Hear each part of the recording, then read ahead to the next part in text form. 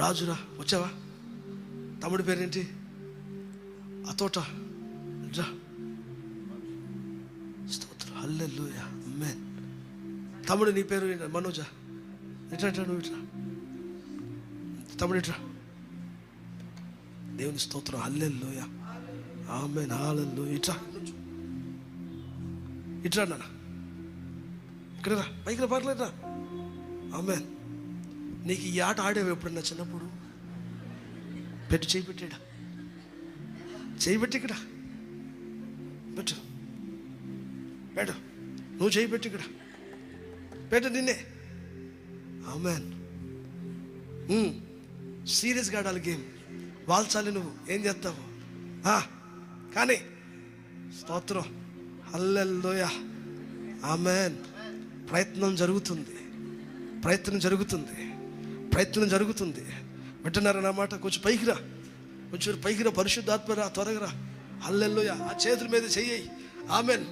Net తొయ్, యేసు నామమున glory. ఆమేన్. నీ బలముతో నువ్వు సాతానును ఒకవేళ ఓడించలేకపోవచ్చు. పరిశుద్ధాత్మ దేవుడు దిగి వచ్చినప్పుడు ఆయన శక్తితో ప్రతి దురాత్మను కూడా నువ్వు వీరి మీద పరిశుద్ధాత్మ శక్తి నిలబడి ఉండును గాక. ఇదే పరిశుద్ధాత్ముడు చేసేది. నువ్వు ఏ దురాత్మనైతే గెలవలేకపోతున్నావో వాడిని గెలిపించే పని ఆయన చేస్తాడు. యేసు నిన్న ఆయన శక్తిని మీదకి దిగినప్పుడు, ఆయన బలంని మీదకి దిగినప్పుడు ఎంతటి బలాతుడైనా సరే నీ ముందర కుప్పకూలిపోతాడు. అది ఎంత పర్వతం లాంటి పాపమైనా అన్నటువంటి బలమునివ్వగలిగిన వాడు పరిశుద్ధాత్మ దేవుడై ఉన్నాడు. ఒకసారి బిడ్డల కొరకు చప్పట్లు కొడదాం. దేవుడి బిడ్డల ఆశీర్వాదం. కూర్చోండి. పరిశుద్ధాత్మ దేవుడు మనకి ఏమవ్వాలి? చదవాలి. ఆయన శక్తితో మనం ఏం చేయాలి? నింపబడాలి.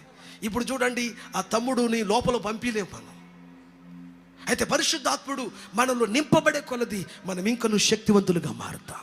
అందుకని లేఖనంలో ఎక్కడో ఒక మాట ఉంది, ఆ మాట నాకు గుర్తున్నట్ల, లోకములో ఉన్నవాడి కంటే నాలో ఉన్నవాడు గొప్పవాడు.